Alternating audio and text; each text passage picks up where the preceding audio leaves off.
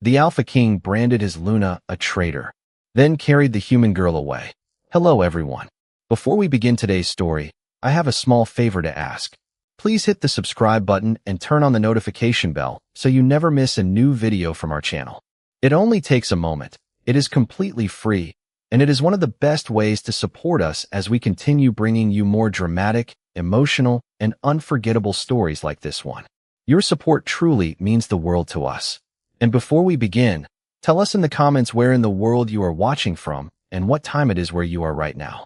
We love seeing how far these stories travel and discovering who is joining us from across the world today. Now, let's begin today's story. Say it again, Evelyn Hart whispered, lifting her eyes to the man who had once promised that no law, no crown, and no darkness would ever stand between them. The moon court had gone so silent that Adrian Blackwood could hear the winter wind pressing against the stained glass windows high above the throne. Hundreds of wolves stood beneath the silver banners of the kingdom, yet not one dared move. At the center of the marble floor, Evelyn knelt alone. Her ceremonial crown lay several feet away, its pale stones scattered across the polished floor like fallen stars.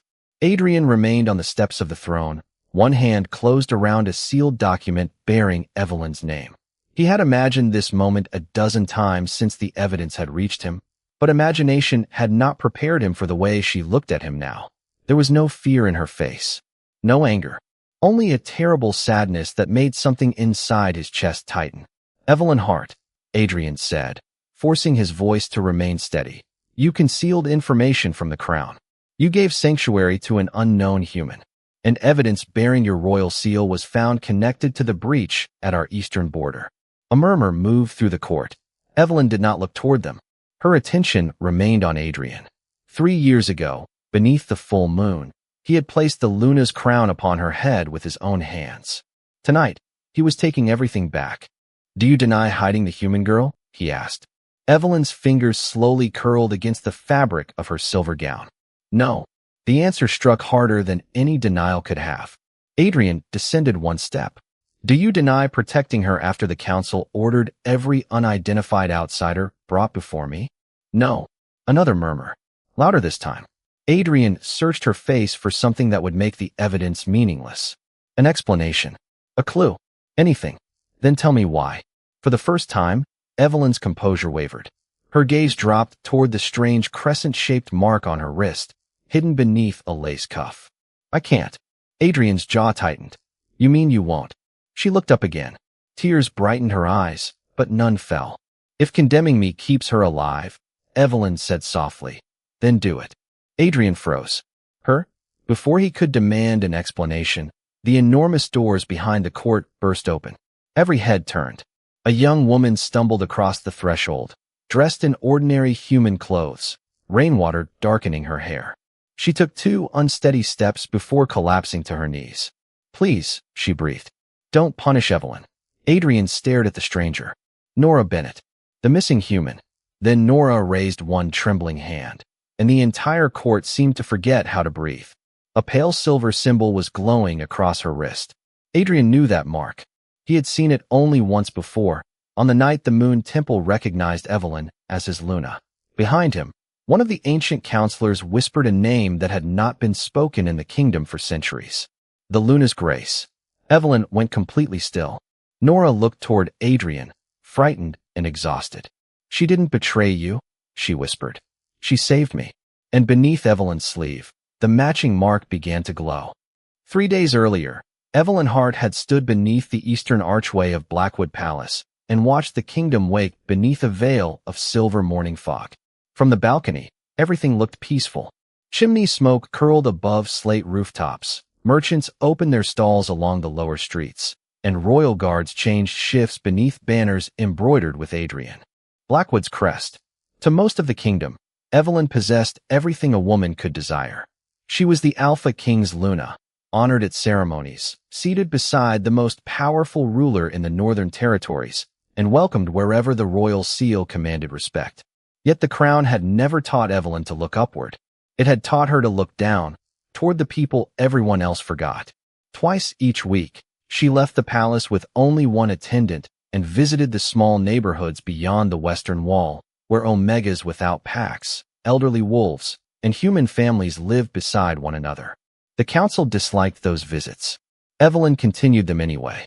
She remembered being told once that kindness made a ruler appear weak. Adrian had overheard the remark. Then perhaps they have misunderstood strength, he had said. She had loved him most in moments like that. That morning, however, Evelyn was not visiting the Western Quarter. She descended beneath the palace library carrying a single candle and a key she was technically never supposed to possess. The old royal archive smelled of dust, cedar, and forgotten winters. Shelves climbed nearly 20 feet toward the vaulted ceiling, holding records older than Blackwood Palace itself. Evelyn had come searching for information about an unfamiliar crescent symbol reported near the human settlements along the eastern border. She found it after nearly an hour. A narrow book rested behind a row of royal genealogies, its leather cover faded almost white. There was no title. Inside, entire pages had been deliberately removed. Evelyn turned the fragile leaves carefully until a drawing stopped her breath. A crescent surrounded by 7 tiny stars. Beneath it were 4 words. The Luna's Grace. Evelyn touched the page. Warmth moved unexpectedly through her wrist. She pulled her hand away and stared at the faint mark beneath her skin. It vanished almost immediately. "What are you?" she whispered. The next surviving passage contained only one complete sentence. "When the king loses his way, his Luna shall carry what even an alpha cannot." Evelyn read it twice.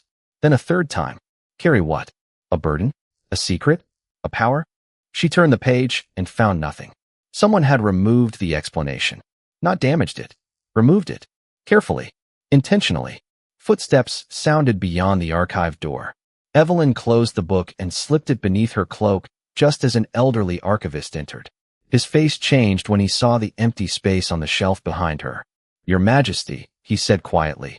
Some histories were buried for a reason. Evelyn studied him. Who removed those pages? The old man's eyes moved toward her wrist. Fear crossed his face. "If you ever see that mark on someone who is not a wolf," he whispered, "do not bring them before the council." Evelyn felt the room turn cold. Why? The archivist stepped backward. Because the last human who carried it disappeared 300 years ago. Before Evelyn could ask another question, bells rang somewhere above them. Not ceremonial bells. Order bells. A messenger had arrived, and he was asking for the Luna alone. The messenger was waiting in a narrow receiving chamber beneath the eastern tower, soaked from the morning rain and refusing every offer of food or rest. Evelyn knew immediately that something was wrong. He was human. Humans rarely entered Blackwood Palace without a merchant permit, and none were allowed through the eastern gate without royal approval. Yet this man carried no permit. He carried a small cloth pouch. "She told me to give this only to the Luna," he said. Evelyn dismissed the guards, but kept the door open. "Who told you?" The messenger placed the pouch on the table. Nora Bennett. Evelyn had never heard the name. Inside the pouch was a plain silver pendant shaped like a crescent surrounded by 7 tiny stars. Her breath caught. It was the same symbol from the hidden book. "Where is she?" Evelyn asked. "Outside the eastern border, near an abandoned chapel about 12 miles from here. She has been hiding there for 2 days." The messenger swallowed. "People are looking for her." Evelyn thought of the archivist's warning. "Do not bring them before the council." Less than an hour later, she left the palace in a simple gray cloak with one trusted driver, telling no one where she was going, not even Adrian. The decision troubled her with every mile. Adrian had never forbidden her from helping humans. He had defended her compassion more than once. But the missing pages in the archive had changed the question. Someone had erased a piece of history, and someone inside the palace appeared frightened of its return. The abandoned chapel stood beyond a line of cedar trees, weathered and quiet beneath the rain. Evelyn entered alone. Nora, a figure moved behind the old wooden pews. The young woman who emerged could not have been more than 25. Her pale face was tired, her brown hair damp around her shoulders, but her eyes remained alert. "You came. You asked for me." Nora looked toward the doorway. "Did the king come with you?" "No." Relief crossed Nora's face so quickly that Evelyn noticed it. "Why are you afraid of Adrian?" Nora slowly reached beneath her sleeve. "I am not afraid of him. I am afraid of the people around him." She exposed her wrist. Evelyn forgot the ring. A faint crescent rested beneath Nora's skin, surrounded by 7 tiny points of silver light. The same mark. My mother made me hide this my entire life, Nora said. Before she died, she told me that if wolves ever discovered it, I should run. Evelyn stepped closer. The mark beneath her own wrist answered with sudden warmth. Nora stared. You have it too. I only discovered mine this morning. Nora shook her head. Then they already know. Who? Before Nora could answer, hoofbeats sounded outside. Several horses.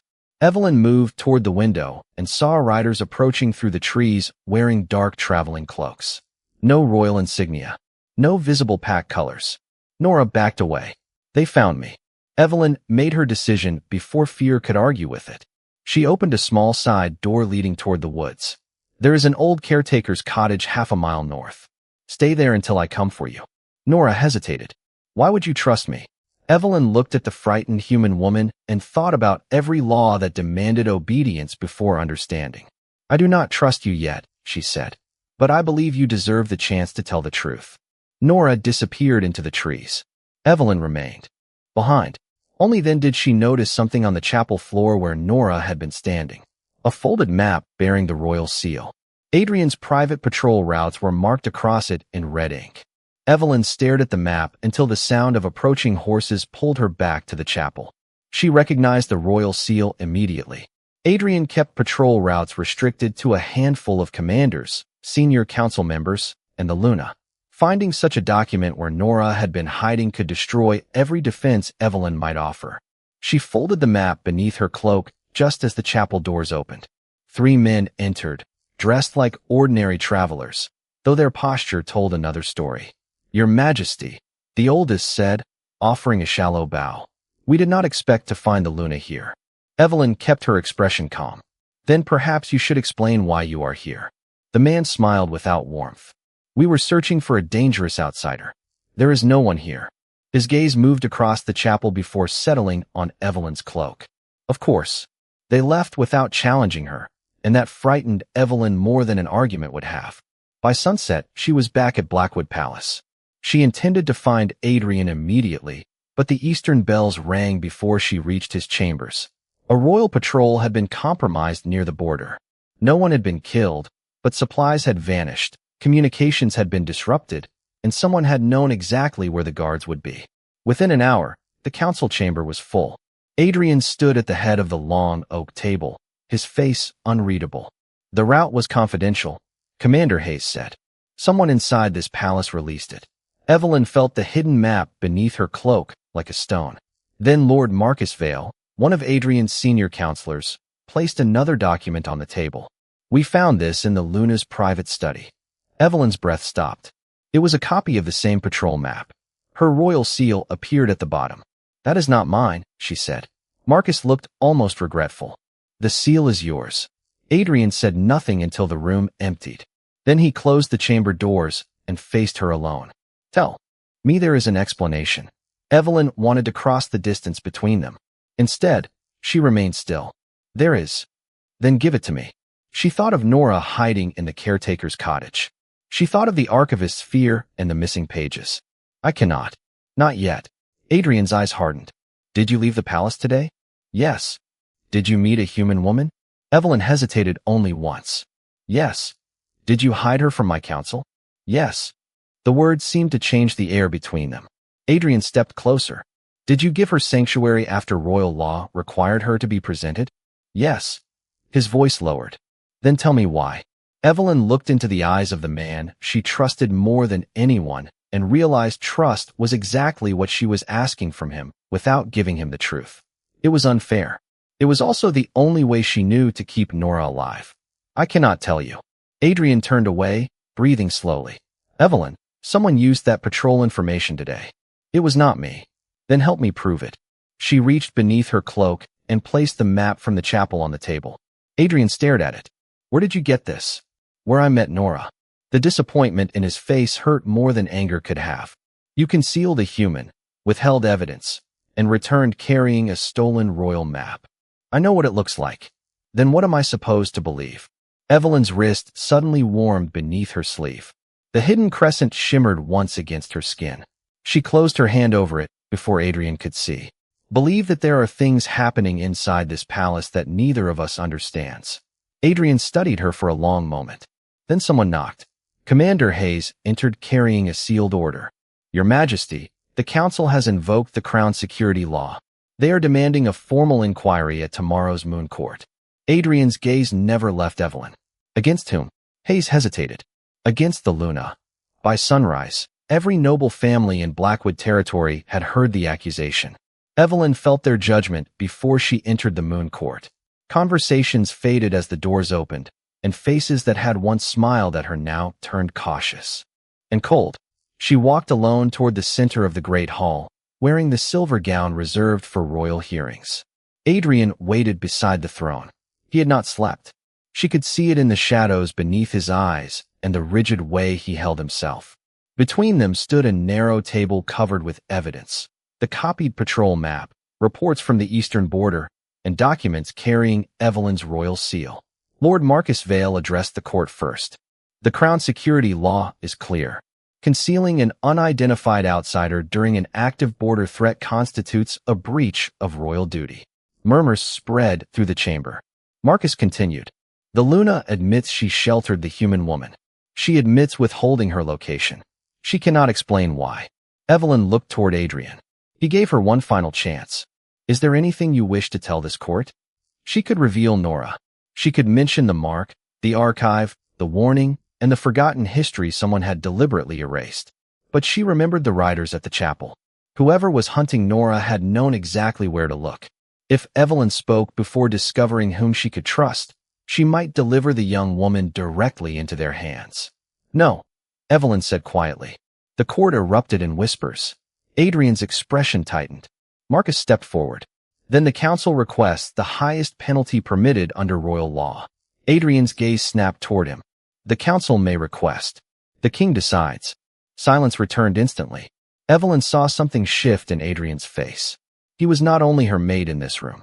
He was responsible for everyone standing beneath his crown. That responsibility was tearing him in two. She wanted to make the choice easier, even if it cost her. Adrian. His eyes found hers. Do not protect me because you love me. A quiet shock moved through the court. Evelyn kept her voice steady. If a king changes the law for the woman beside him, what protection does that law offer the person who has no one beside them? Adrian stared at her. She could almost see the memories between them. Moonlit walks, quiet breakfasts, arguments followed by understanding, promises made when neither. Imagine standing here. And if the law is wrong, he asked. Then change it for everyone, Evelyn replied. Not only for me. For several seconds, Adrian said nothing. Then he descended from the throne. He stopped before Evelyn and removed the silver circlet from her hair. His fingers trembled once. Only once. Until this inquiry is resolved, Evelyn Hart is stripped of the authority of Luna. Pain moved through her, sharp but silent. Adrian turned toward the court. I will not order imprisonment without proof of deliberate betrayal. She will remain under royal protection while the investigation continues. Marcus frowned. Your Majesty, that is unusually merciful. Adrian's eyes became cold. Mercy and justice are not enemies, Lord Vale. Evelyn lowered her gaze. Then the doors at the far end of the hall opened with a sudden crash. A young human woman stumbled inside, soaked from the rain and struggling to remain upright. Evelyn's heart stopped. Nora. Every guard turned toward her. Nora ignored them. Her frightened eyes found Evelyn. I am sorry, she whispered. They found the cottage. Then she raised her wrist. Silver light spread across the crescent mark beneath her skin. At the same instant, heat flashed beneath Evelyn's sleeve. Her own mark answered. An elderly counselor rose slowly from his chair, his face drained of color. That cannot be, he whispered. Adrian turned toward him. What cannot be? The old man stared at the two glowing symbols. The Luna's grace. Edit Nora managed one more step before her knees gave way. Adrian moved before anyone else. He crossed the marble floor and caught her just before she fell, one arm supporting her shoulders as the silver mark on her wrist brightened against her pale skin. The instant Adrian touched her, Evelyn felt a pulse of warmth beneath her own sleeve. Not pain. Recognition. Nora looked toward Evelyn as if she felt it too. Keep them away from me, she whispered. Adrian lifted his gaze toward the guards gathering near the doors. No one touches her. The command stopped the entire court. Lord Marcus Vale stepped forward. Your Majesty, she is the unidentified human at the center of this investigation. She must be questioned immediately. Adrian looked down at Nora. Her breathing was shallow from exhaustion, and she could barely keep her eyes open. She needs rest before she needs questions. Marcus opened his mouth again. That was not a request. Adrian carefully lifted Nora into his arms. Shock moved through the moon court. Evelyn heard whispers rising around her, but she barely noticed them. Her attention remained on the matching marks. The elderly counselor who had named the Luna's Grace stood trembling beside his chair. Where did you learn that name? Evelyn asked. The old man hesitated. Adrian stopped. Answer her. From records sealed beneath the original palace, he said. Records that existed before the Blackwood dynasty. Adrian's expression changed. Take us there. Marcus immediately objected. Those chambers have been closed for centuries. Then today they open. Adrian carried Nora from the court, while Evelyn followed several steps behind. To everyone watching, the scene must have looked impossible. The Alpha King leaving with the human woman, while the Luna he had just stripped of authority followed in silence. Yet Evelyn knew something far more important was happening. Adrian was no longer asking whether she had broken the law. He was beginning to ask who had shaped the evidence against her. They descended through the oldest wing of the palace, past stone corridors Evelyn had never seen. Nora stirred weakly in Adrian's arms. Evelyn, she murmured. Evelyn moved closer. I am here. Nora swallowed. The map was planted before I reached the chapel. I found it inside my bag. Adrian stopped walking. Who gave you the bag? A man from the palace. Name him. Nora closed her eyes, searching her memory. I never heard his name, but he wore a silver ring with a black wolf carved into it. Evelyn felt Adrian become perfectly still. Every senior royal counselor possessed such a ring. At the bottom of the stairway, they reached a circular stone door covered with faded symbols. At its center was the same crescent and 7 stars. Adrian lowered Nora carefully onto a cushioned bench while the elderly counselor searched for the opening mechanism. Evelyn stepped toward the door. Her mark grew warmer with every inch. Nora's began glowing again. Then something unexpected happened. The stone door answered them. A low vibration traveled through the floor, and ancient letters appeared around the crescent one by one. The elderly counselor stared at them. What does it say? Adrian asked. The old man looked at Evelyn with something between wonder and fear. It says the grace does not belong to the throne. He paused. It belongs to the Luna who chooses to protect what the throne cannot see. Evelyn's braid. The stone door opened onto a chamber untouched by daylight for centuries. Adrian took a lantern from the wall and entered first, while Evelyn helped Nora walk behind him. The room was circular, perhaps 30 feet across, with faded silver symbols covering every wall. There were no royal banners, no alpha crests, and no records celebrating ancient kings. Instead, 7 carved women stood around the chamber, each holding one hand over her heart and the other extended toward someone smaller beside her. A child, an elderly wolf, an omega, a human. Evelyn moved closer to the nearest carving. They were Lunas. The elderly counselor nodded slowly. Before Luna became merely the title of an Alpha King's mate, it meant something else. Adrian raised the lantern toward an inscription. Read it. The old man hesitated. The first kingdoms believed an Alpha carried the strength to defend borders, but his Luna carried the grace to defend lives the kingdom failed to see. Evelyn looked at Nora. The human girl's crescent mark was fading now, but 7 tiny points still shimmered around it. How did she receive it? The counselor studied another inscription. The grace cannot be ordered, inherited through rank, or taken by force. It moves only through an act of protection freely chosen. Evelyn remembered the chapel. Nora frightened. Riders approaching. Evelyn opening the side door and choosing a stranger over unquestioned obedience. I gave it to her. Not exactly, the counselor said. You awakened it in yourself when you chose to protect her. Nora carries an echo of that choice. Adrian's face tightened. Then, Evelyn's secrecy was never evidence of treason. No, Nora said softly. Everyone turned toward her. But someone wanted it to look that way. She reached into the pocket of her damp coat and removed a folded piece of paper. I found this sewn inside the bag with the patrol map. Adrian opened it. There were no names, only instructions directing someone to place the map where Nora would find it, then ensure royal investigators discovered her connection to Evelyn. At the bottom was a wax impression of a black wolf surrounded by a narrow silver circle. Adrian recognized it immediately. Council authority. Evelyn watched realization settle over him. Someone with access to the crown had built the accusation carefully, knowing Evelyn would protect Nora and knowing that compassion could be made to resemble betrayal. Why? Evelyn whispered. The elderly counselor walked toward the final carving. Unlike the others, its face had been deliberately scraped away long ago. Beneath it remained a warning. Because this has happened before. Adrian lifted the lantern. More words emerged from the darkness. The counselor translated slowly. When grace awakens, the Luna may recognize truth hidden by rank, blood, and command. Therefore those who rule through fear will always fear her first. Silence filled the chamber. Evelyn finally understood why the old records had disappeared. The grace was not dangerous because it made a Luna stronger than an Alpha. It was dangerous because it made forgotten people impossible to ignore. Adrian looked at Evelyn, and for the first time since the accusation began, there was no suspicion in his eyes. Only regret. I should have listened. Evelyn held his gaze. You should have investigated. The distinction landed heavily between them. Adrian nodded. Then I will. Nora suddenly touched the wall beside the faceless Luna. Silver light spread beneath her fingertips, revealing a hidden line no one had noticed. Evelyn stepped closer as the counselor read it. His voice became almost inaudible.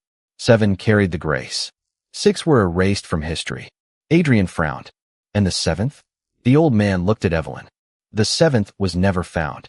Behind the carving, something clicked. A narrow compartment opened, revealing a ledger bearing names from the current royal council. The ledger changed everything.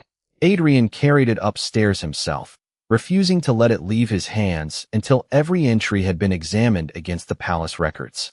Evelyn sat across from him in the private council chamber while Nora rested nearby under the care of a trusted healer. Page after page revealed payments, coded instructions, altered patrol schedules, and references to something called the Grace Containment Order. Most of the entries were decades old. The newest were not. One name appeared beside nearly every recent payment. Lord Marcus Vale. Adrian read the final entry twice before closing the ledger. His expression became painfully still. He knew about the grace. Evelyn nodded. And he knew what I would do if Nora needed protection. That was the cleverest part of the deception. Marcus had not needed Evelyn to betray Adrian. He had only needed her to behave exactly like herself. Adrian summoned Commander Hayes and quietly ordered him to verify every document before the Moon Court reconvened. Within hours, the pattern became impossible to deny. Marcus had authorized access to the Eastern Patrol Archive. His office had requested duplicate impressions of Evelyn's royal seal under the excuse of updating ceremonial records. A palace courier identified the silver-ringed man who had delivered Nora's bag as one of Marcus's private assistants. The truth had been hidden in ordinary paperwork because no one had thought to question a respected counselor. By evening, the Moon Court gathered again. Marcus stood beneath the silver banners with confidence until Adrian placed the ancient ledger on the evidence table. Do you recognize this? Adrian asked. Marcus glanced at it. No, Your Majesty. Commander Hayes stepped forward with the verified records. Then perhaps you recognize your authorization marks. The color left Marcus's face. The court began whispering. Adrian did not raise his voice. He did not need to. You used Nora Bennett to create suspicion around my Luna. You arranged for restricted information to appear beside her. You relied on Evelyn's compassion because you believed compassion would be easy to frame as disloyalty. Marcus straightened. I protected the crown. The grace was buried because it threatens the order that has kept this kingdom stable for centuries. Evelyn finally understood. You were never afraid of my power. Marcus looked at her. I was afraid of what people would demand once they learned a Luna could stand between them and the authority of an Alpha. Adrian's eyes hardened. Then you were afraid of accountability. Marcus was removed from the council pending a full public trial, and every official connected to the altered records was suspended from authority until the investigation could be completed. But Evelyn felt no triumph. The truth had cleared her name, yet something between her and Adrian remained wounded. When the court quieted, Adrian descended from the throne. He carried Evelyn's silver circlet in both hands. Everyone expected him to place it back upon her head. He did not. Instead, he set it carefully on the marble floor before her, then removed his own crown and placed it beside hers. A collective breath moved through the hall. Adrian lowered himself to one knee. "I judged you with evidence I failed to question," he said. Evelyn's throat tightened. "You believed what you could prove." "No." Adrian looked up at her. "I believed what was easiest to explain." The words silenced even the council. "A crown does not make my mistake smaller. It makes my responsibility for it greater. I cannot demand trust from this kingdom if I refuse to admit when I have failed it." Evelyn looked at the two crowns resting side by side. Adrian did not ask for forgiveness. He did not ask her to return. That mattered. "What happens now?" she asked. Adrian rose slowly. "Now the investigation becomes public. Every law used against you will be reviewed. Every erased record concerning the grace will be restored." Evelyn studied him. "Even if those records weaken the authority of the Alpha King?" Adrian glanced toward Nora, then back to Evelyn. "If truth weakens my authority, then my authority was standing on the wrong foundation." Beneath Evelyn's sleeve, the crescent. Mark warmed again. 3 weeks later, Evelyn stood before the moon court again, but this time no one asked her to kneel. Morning sunlight poured through the stained glass windows, touching wolves, humans, omegas, nobles, servants, and village representatives gathered beneath the same roof. Adrian had opened the hearing to the kingdom, just as he promised. The investigation had cleared Evelyn completely. Marcus Vale and every official connected to the conspiracy had been removed from authority and placed before an independent tribunal. The altered laws were under review. Most importantly, the forgotten records beneath Blackwood Palace were no longer sealed. Adrian stood beside the throne holding Evelyn's silver circlet. He approached her slowly, then stopped. "This belongs to you," he said. Evelyn looked at the crown but did not reach for it. "A title cannot repair what happened." "I know." Adrian's answer came without defense. "And I will not ask it to." Evelyn studied the man before her. He was still powerful, still Alpha King, but something in him had changed. He had learned that leadership was not proven by always being right. Sometimes it was proven by having the courage to correct yourself where everyone could see. "If I return as Luna," Evelyn said, turning toward the court, "then Luna cannot mean what it meant before." Adrian waited. "Humans living under Blackwood protection will receive equal access to royal justice. Omegas will be permitted to petition the crown without permission from higher-ranking wolves. No person will lose protection because their birth, rank, or blood makes them inconvenient." Uneasy whispers moved among several nobles. Adrian heard them. "Agreed." Evelyn looked back at him. "Do not agree because you want me beside you." His expression softened. "I agree because you are right." Only then did Evelyn accept the circlet. She placed it on her own head. The choice was hers. Applause began somewhere near the rear of the court, quiet at first, then spreading until the old hall seemed warmer than Evelyn remembered.